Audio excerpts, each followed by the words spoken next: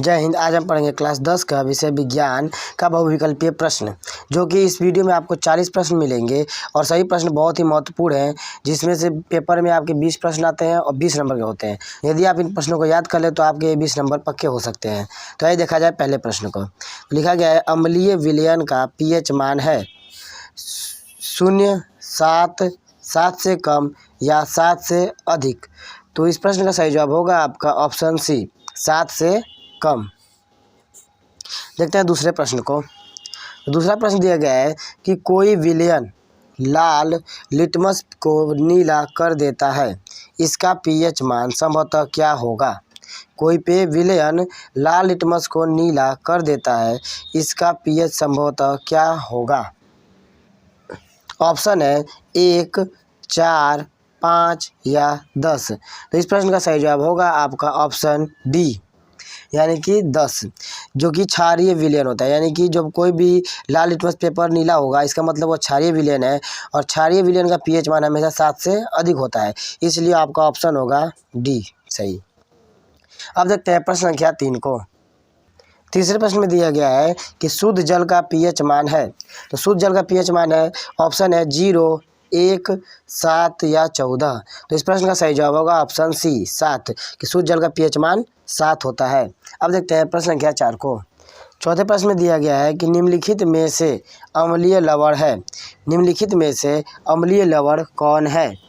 आपका ऑप्शन है ए NaCl, NaHSO4, Na2SO4 या KCN।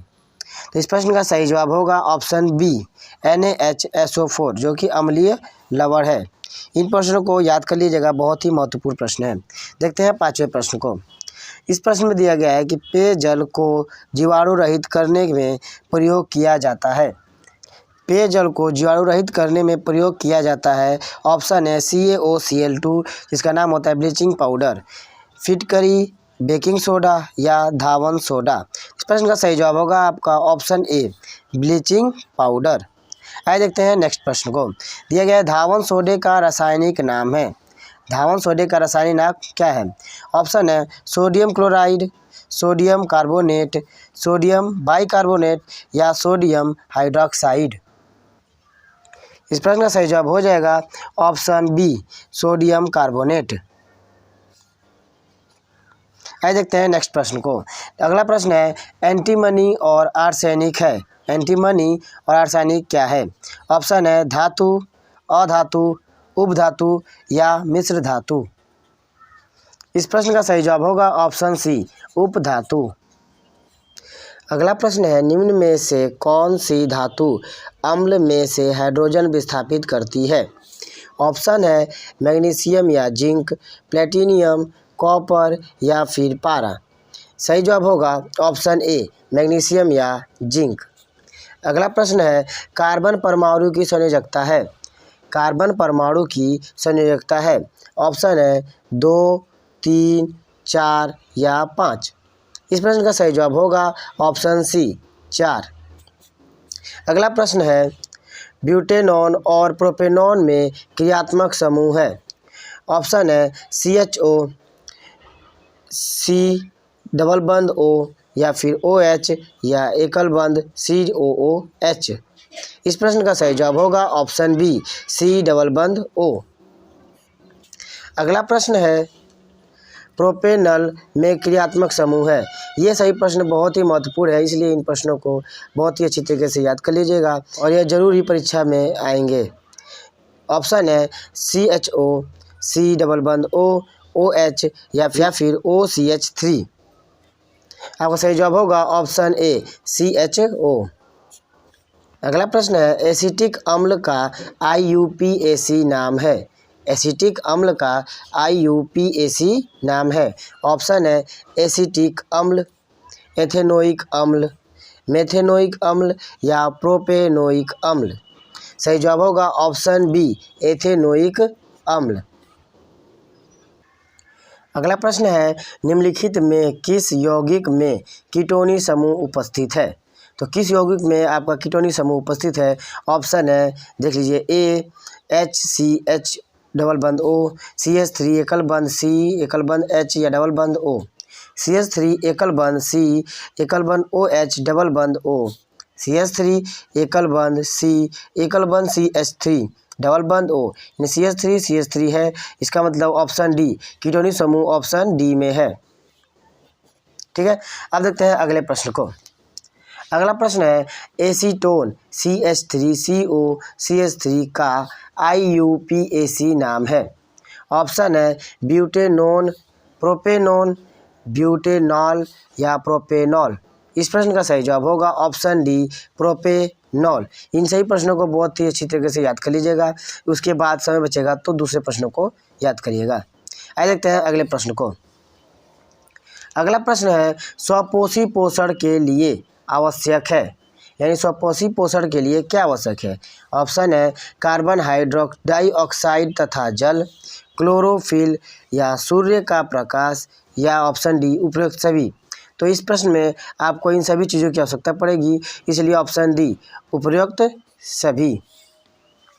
नेक्स्ट प्रश्न है यकृत स्रावित करता है, मतलब कि यकृत क्या स्रावित करता है। ऑप्शन है लार, जठर रस, पित्त रस या अग्नाशयी रस। तो सही जवाब होगा ऑप्शन सी पित्त रस। अगला प्रश्न है मनुष्य के हृदय में कोष्ठों की संख्या होती है। ऑप्शन है 1, 2, 3 या 4। तो मनुष्य के हृदय में 4 कोष्ठों की संख्या होती है, जैसे 2 आलिंद होते हैं और 2 निलय, इसलिए ऑप्शन डी सही होगा। अगला प्रश्न देखिए, यह दिया गया है कि पादप में जाइलम उत्तरदायी है। पादप में जाइलम किस लिए उत्तरदायी है। ऑप्शन है जल का वहन के लिए, भोजन का वहन के लिए, अमीनो अम्ल का वहन या ऑक्सीजन का वहन। इस प्रश्न का सही जवाब होगा ऑप्शन ए जल का वहन। आइए देखते हैं अगले प्रश्न को।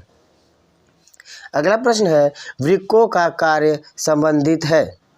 ऑप्शन है पोषण से, श्वसन से, उत्सर्जन से या परिवहन से। सही जवाब होगा ऑप्शन सी उत्सर्जन से। अगला प्रश्न देखते हैं। अगला प्रश्न है कि मस्तिष्क उत्तरदायी है, यानी मस्तिष्क किस लिए उत्तरदायी है। ऑप्शन है सोचने के लिए, हृदय स्पंदन के लिए, शरीर का संतुलन बनाने के लिए, या ऑप्शन डी उपयुक्त सभी के लिए। तो इस प्रश्न का भी सही जवाब होगा ऑप्शन डी उपयुक्त सभी के लिए।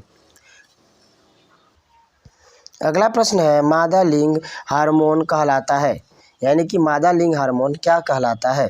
ऑप्शन है एंड्रोजन, इंसुलिन, एस्ट्रोजन या इनमें से कोई नहीं। आपका सही जवाब होगा ऑप्शन सी एस्ट्रोजन। ये सही प्रश्न बहुत ही महत्वपूर्ण है, इसलिए इन्हें जरूर याद कर लीजिएगा। आइए देखते हैं अगले प्रश्न को। अलैंगिक जनन मुकुलन द्वारा होता है। ऑप्शन है अमीबा में या ईस्ट में, प्लेज्मोडियम में या लेशमानिया में। सही जवाब होगा ऑप्शन बी ईस्ट में। ठीक है, आइए देखते हैं अगले प्रश्न को। अगला प्रश्न है द्विनिषेचन विशेष लक्षण है, या द्विनिषेचन किसका विशेष लक्षण है। ऑप्शन है जंतुओं का, आवृत बीजी पादप का, या अनावृत बीजी पादप का, या फिर शैवाल का। सही जवाब होगा ऑप्शन बी आवृत बीजी पादप का। ठीक है, देखते हैं अगला प्रश्न। अगला प्रश्न है निम्न में से कौन मानव में मादा जनन तंत्र का भाग नहीं है, यानी इसमें से कौन मानव में मादा जनन तंत्र का भाग नहीं है। पहला होगा अंडाशय, गर्भाशय, शुक्रवाहिका या ऑप्शन डी डिंब वाहिनी। सही जवाब होगा ऑप्शन सी शुक्रवाहिका। ठीक है,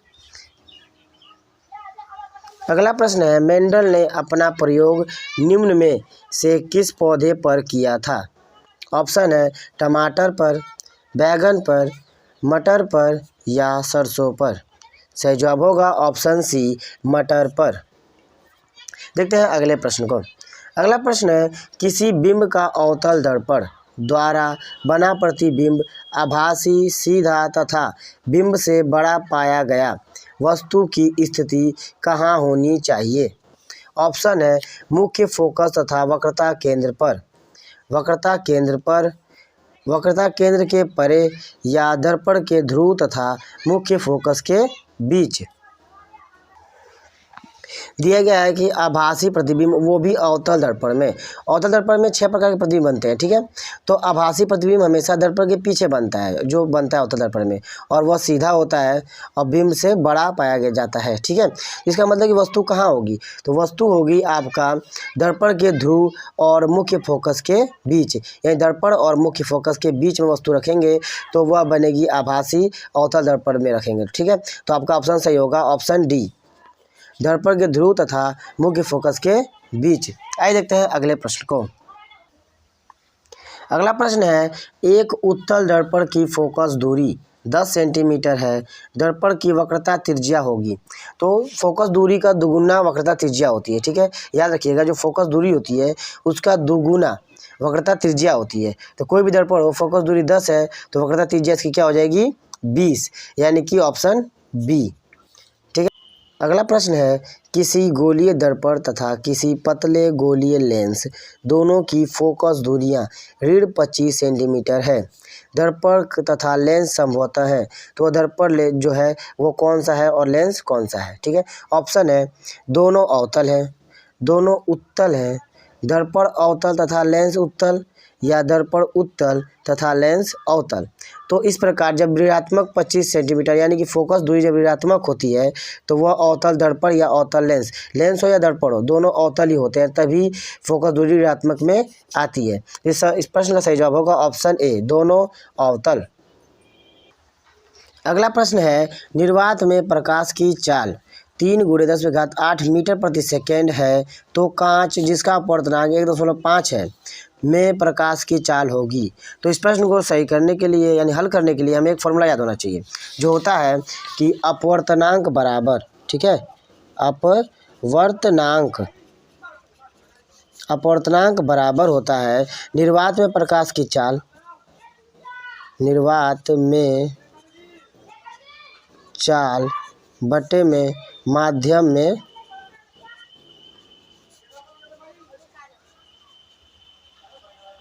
चाल, ठीक है। अपवर्तनांक होता है क्या, निर्वात में चाल बटे में माध्यम में चाल प्रकाश की।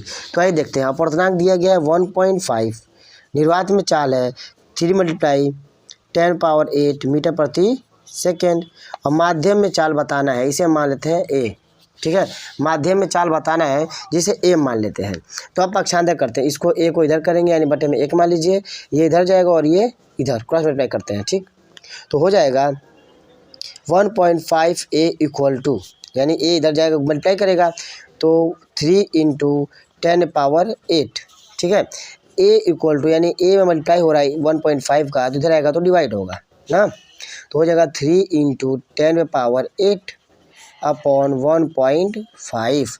तो ये 0.5 है, 1.5 है, ये कट नहीं सकता, तो इसे क्या करेंगे, पूर्णांक बनाने के लिए ऊपर और नीचे दोनों पदों में अंश और हर में 10 से मल्टीप्लाई करेंगे, ठीक है। तो a इक्वल टू 3 × 10⁸ अपॉन 1.5, तो ऊपर 10 से गुणा और नीचे 10 से गुणा कर देंगे, ठीक है।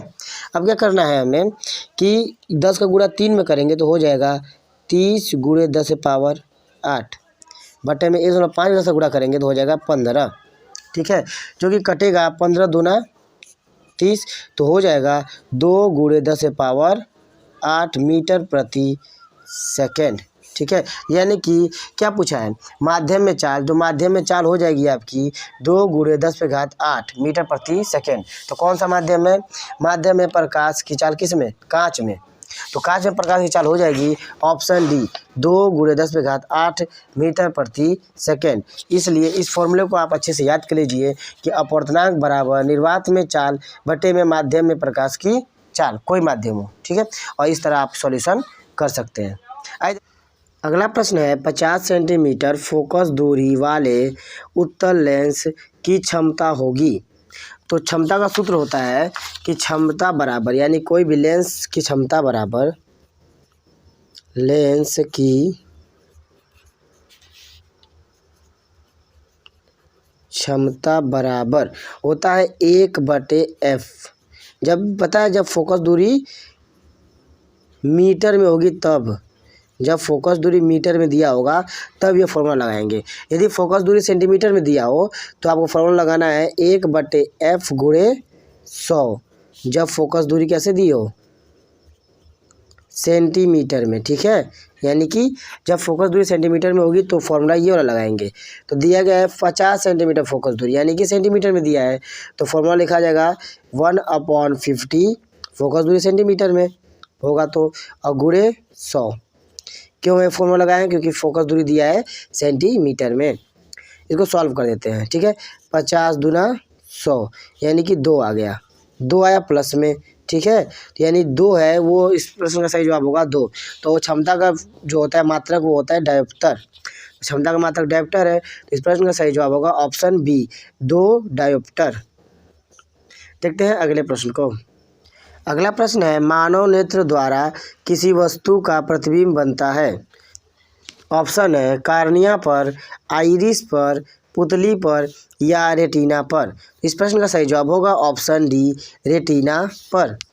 अगला प्रश्न है स्पष्ट दृष्टि की न्यूनतम दूरी है, यानी स्पष्ट दृष्टि की न्यूनतम दूरी होती है। ऑप्शन है 25 सेंटीमीटर पर, 50 सेंटीमीटर पर, 100 सेंटीमीटर पर या अनंत पर। तो इस प्रश्न का सही जवाब होगा ऑप्शन ए 25 सेंटीमीटर पर। अगला प्रश्न दिया गया है कि प्रिज्म में श्वेत प्रकाश की किरण के गुजरने पर सबसे अधिक विचलन होता है किस रंग का। ऑप्शन है बैगनी रंग का, हरे रंग का, पीले रंग का या लाल रंग का। तो सही जवाब होगा ऑप्शन ए बैगनी रंग का। अगला प्रश्न है चंद्रमा से देखने पर आकाश दिखाई देता है। ऑप्शन है बैगनी, नीला, काला या सफ़ेद। सही जवाब होगा ऑप्शन सी काला। अगला प्रश्न है विद्युत धारा का एसआई मात्रक है। ऑप्शन है कूलाम, एम्पियर, जूल या ओम। तो विद्युत धारा का मात्रक होता है एम्पियर। अगला प्रश्न है किसी चालक में धारा का प्रवाह होता है। ऑप्शन है इलेक्ट्रॉनों द्वारा, प्रोटॉनों द्वारा, न्यूट्रॉनों द्वारा या इनमें से कोई नहीं। सही जवाब होगा ऑप्शन ए इलेक्ट्रॉनों द्वारा। आइए देखते हैं अगले प्रश्न को।